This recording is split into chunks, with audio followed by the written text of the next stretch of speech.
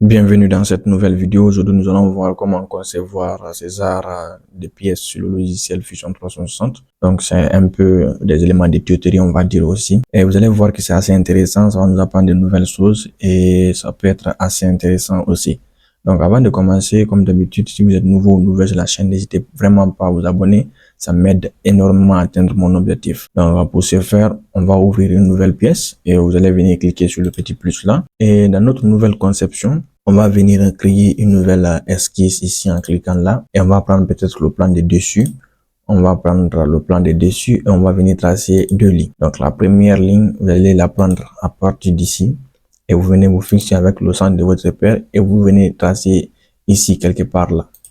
Donc après, vous venez cliquer sur valider là et vous faites un clic droit et vous venez prendre ici OK. Maintenant là, ce que vous allez faire, vous allez venir prendre ici ou cliquer sur D sur votre clavier pour pouvoir activer l'outil de cotation au cas contraire vous venez d'en créer et ici on a l'outil de cotation. Donc là, vous allez prendre votre ligne là et vous allez donner une certaine distance. Et dans ce cas, vous allez donner 600 mm et vous allez faire entrer. Après, vous allez venir prendre cette droite. Vous allez donner encore une certaine distance et cette distance, vous allez donner 160 mm et vous faites entrer.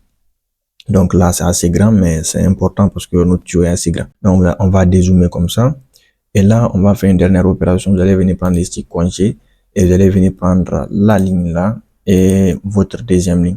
Et vous allez donner ici un congé de 65 mm et vous faites entrer. Donc, à partir de là, maintenant, votre ligne est entièrement terminée. Vous allez venir ici, cliquer sur terminer mon esquisse. Et là, ce que vous allez faire, vous allez venir prendre ici dans construire, vous allez prendre plan le long de la trajectoire. Et vous allez venir sélectionner votre trajectoire et vous allez venir ici mettre dans distance, vous allez mettre par exemple 0 et vous allez faire entrer. Donc quand je mets 0 sur la distance, quand je fais une rotation en faisant shift et la molette de ma souris en même temps, vous voyez la distance 0 met le plan à ce point. Mais la distance de 1 allait mettre le plan à ce point. Donc, dans tous les cas, on met le plan ici ou ici, c'est pareil. Vous sélectionnez ce plan, vous faites un clic droit dans un espace vide et vous venez ici cliquer sur créer une nouvelle esquisse. Dans votre nouvelle esquisse, vous allez venir prendre ici cercle et vous allez venir tracer un cercle à partir du centre du repère et vous allez vous déplacer. Et ce cercle, vous allez donner une dimension de 80 mm et vous allez faire entrer. Donc là, on est tout bon. Vous allez venir ici terminer votre esquisse. Et ce que vous allez faire, vous allez venir prendre ici, dans créer, vous allez venir prendre ici balayage. Et là, vous allez sélectionner comme profil le cercle et comme chemin ou trajectoire, vous allez prendre votre profil. Et là, vous avez un aperçu, vous allez me déplacer comme ça. Et vous venez ici faire OK. Donc, à partir de là, je vais venir changer le style d'affichage. Je vais le mettre avec arrête visible uniquement. Donc, ce qu'on va faire maintenant, on va continuer notre opération. Donc, vous allez venir prendre cette surface, vous allez venir créer une nouvelle esquisse à partir de cette surface. Et là, comme vous l'avez vu, les autres montées, les autres cylindres là, on va essayer de les créer. Donc pour ce faire, vous allez venir prendre ici l'outil cercle, vous allez venir faire un premier cercle ici, vous faites un deuxième cercle et vous faites un troisième cercle quelque part ici. Donc là, on est tout bon. Donc vous venez prendre ici dans contrainte, verticale ou horizontale, vous allez cliquer sur ce point et le point de centre ici, sur ce point et ce point et sur ce point et ce point. Donc cette contrainte va nous permettre d'empêcher à ce que les cercles là quittent le plan. Donc ils peuvent faire une translation bien sûr. Donc je m'excuse, je vais valider ça d'abord. Ils peuvent faire une translation comme ça, mais ils peuvent plus quitter notre axe ici, l'axe des X. Ils vont plus quitter l'axe là. Donc ça peut être assez intéressant. Maintenant ce qu'on va faire, on va donner des dimensions.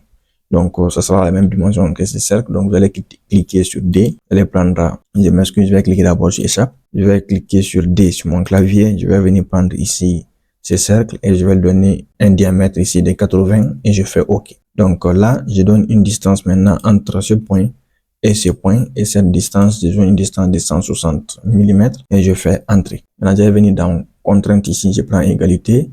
Même chose entre ce cercle et ce cercle. Même chose entre ce cercle et ce cercle. Je clique maintenant sur D sur mon clavier. Je prends ce point et ce point, la même distance de 160 mm. Et aussi entre ce point et ce point, 160 mm. Et là, vous voyez qu'on a nos trois cercles qui sont entièrement contraints et tout. Vous allez venir alors cliquer sur terminer. Et à partir de là, vous allez cliquer sur E sur votre clavier. pour prendre la fonction extrusion, vous allez venir cliquer ces cercles et ces cercles aussi.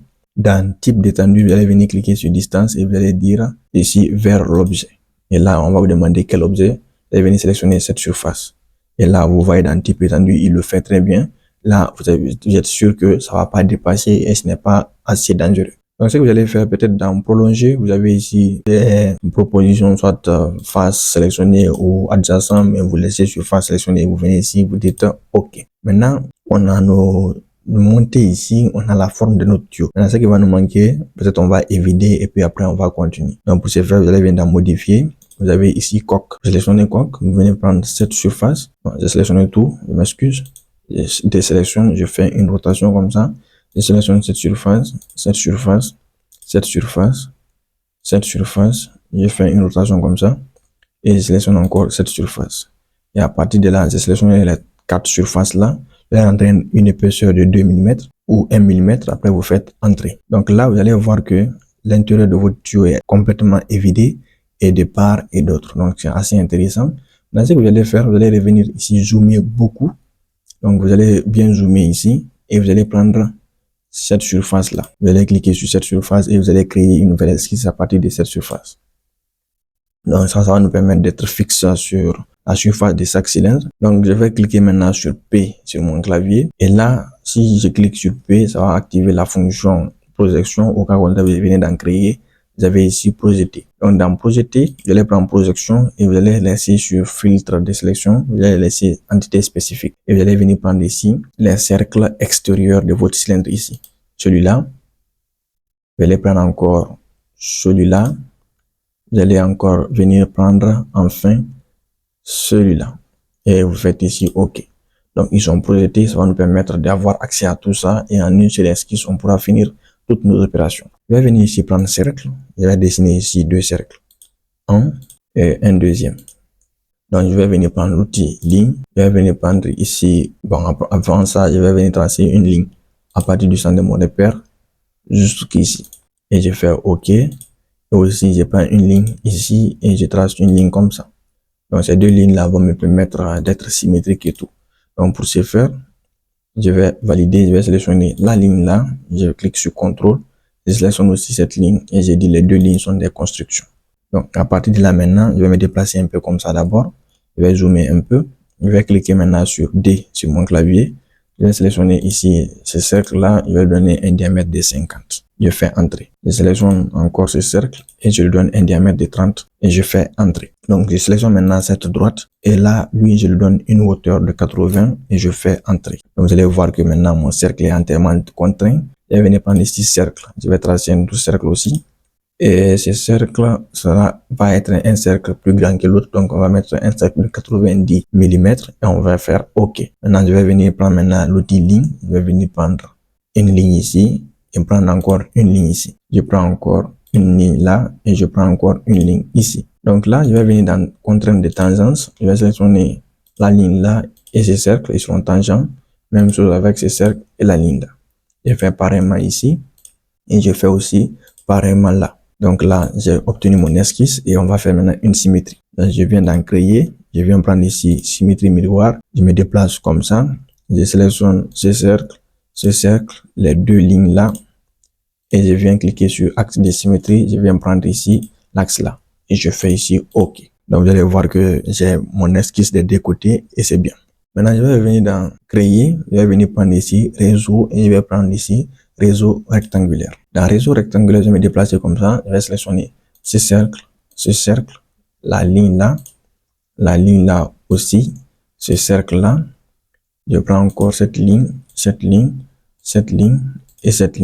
Et après maintenant, je viens prendre la flèche là. Vous voyez cette flèche? Je la prends, je la dépose comme ça. Donc je viens dans quantité, je mets ici 4.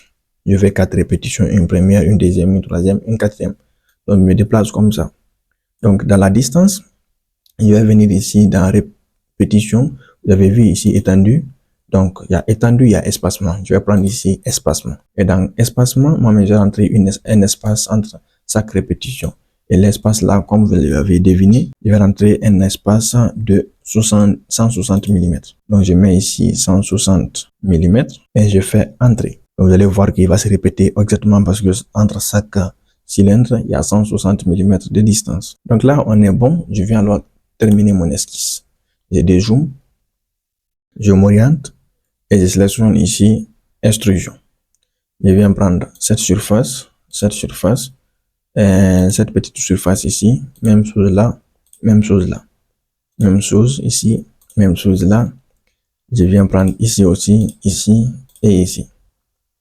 Je viens zoomer encore, je fais même chose là, même chose ici, même chose ici, même chose là, même chose aussi. Et enfin, ici, ici, ici, sans oublier encore ici et ici. Et je renseigne une distance négative de moins 10 mm et je fais entrer. Donc là, notre pièce maintenant est entièrement terminée. On va changer l'apparence et on aura fini ici notre pièce. Donc ça peut être assez intéressant, vous voyez un peu comme ça. Donc je pense que ça peut être assez intéressant. Donc on va cliquer alors sur A sur notre clavier et là ça va permettre d'afficher les apparences ou quand contraire vous venez ici à modifier, vous avez ici apparence. Dans apparence, on va venir chercher ici du plastique et dans plastique vous allez prendre peut-être du translucide. Donc vous avez ici translucide et là on va prendre du translucide ici rouge. Donc je m'oriente comme ça. Et je viens tout en haut ici, vous avez ici appliqué A, je vais prendre ici face, je vais zoomer, je vais prendre l'intérieur là, je vais m'orienter, je fais CTRL, je prends encore ici, même chose là, même chose ici, je prends, même chose là aussi, je m'oriente, je fais CTRL, je sélectionne encore l'intérieur là, je m'oriente comme ça, et je fais CTRL, je sélectionne encore l'intérieur là. Donc je pense que là on est bon. Tout ce qui est à l'intérieur et j'allais venir ici prendre dans translucide, on va prendre du translucide blanc comme ça et on va venir appliquer ça à l'intérieur. Donc en faisant ça, on voit que l'intérieur tout est blanc et l'extérieur tout est rouge. Donc on n'a rien oublié et c'est tout bon. Donc avant de terminer, si vous voulez changer l'intensité de votre rouge, vous faites un clic droit là-dessus, vous venez prendre ici modifier et dans modifier vous avez votre curseur ici, vous pouvez déplacer comme ça pour voir l'intensité du rouge. Donc, vous pouvez blaguer avec la couleur et vous pouvez donner la couleur que vous voulez. Donc là, on va mettre du rouge très brillant comme ça, vous voyez. Ça à vous de voir. Et après, vous cliquez ici sur terminer et vous venez ici, vous faites OK. Donc après là, vous pouvez venir maintenant dans style visuel. Vous allez mettre par exemple de l'ombre. Donc vous allez voir ici votre tuyau, il est entièrement terminé et c'est bien joli et agréable à voir. Donc on peut venir dans conception, on clique là-dessus, on vient dans rendu et dans rendu, voilà votre tuyau qui est là. Donc, notre tuyau, on l'a choisi le plan de dessus comme ça. Donc, il va être couché comme ça. Si on avait choisi le plan de face, peut-être il sera dans l'autre sens. Donc, très important encore de bien choisir votre plan. Donc, voilà votre tuyau. Maintenant, si vous n'avez pas l'apparence là, vous cliquez sur configurer ou paramétrer la scène et vous venez ici dans bibliothèque de la scène, vous sélectionnez une scène qui vous convient. Et quand vous sélectionnez une scène qui vous convient, vous prenez simplement, vous glissez, vous déposez comme ça. Vous allez voir qu'il va le faire automatiquement. Donc, moi, c'est celui-là. Et quand vous venez dans paramètres, venez bien sûr sélectionner ici arrière-plan, vous mettez ici dans environnement, mais si vous mettez dans couleur, ça va pas le faire, donc vous mettez dans environnement. Et après plan de sol, vous l'activez. Par exemple, quand vous le désactivez, il va ressembler à ça et votre tuyau va avoir l'impression comme s'il flottait à l'air. Donc c'est pourquoi moi j'active bien le plan de sol et j'aplanis encore. Parce que quand vous n'aplanissez pas, vous voyez, il a l'air comme ça, mais quand vous cliquez sur aplanir, donc, c'est bien comme si c'était sur le sol. Donc, après, vous pouvez décider. Et là, vous avez votre réflexion. Vous pouvez le mettre à fond ou un peu. Donc, après, vous faites fermer. Et là, vous aurez votre pièce comme ça. Donc, on peut zoomer un peu et se positionner comme ça. Et on va cliquer ici sur capture d'écran. On va prendre une image de ça et on va faire OK. Là, vous donnez le nom que vous voulez. Et après, vous définissez le chemin. Donc, je vais définir le chemin, moi. Et vous cliquez finalement sur enregistrer. Et là, voilà l'image de votre tuyau ici qui est entièrement terminée. Donc, j'espère que cette vidéo vous a plu. Elle vous a été utile. Si c'est le cas, n'hésitez vraiment pas à vous abonner. Ça m'aide énormément à atteindre mon objectif. Et nous, on va se dire à très bientôt pour de nouvelles vidéos sur le logiciel Fusion 360.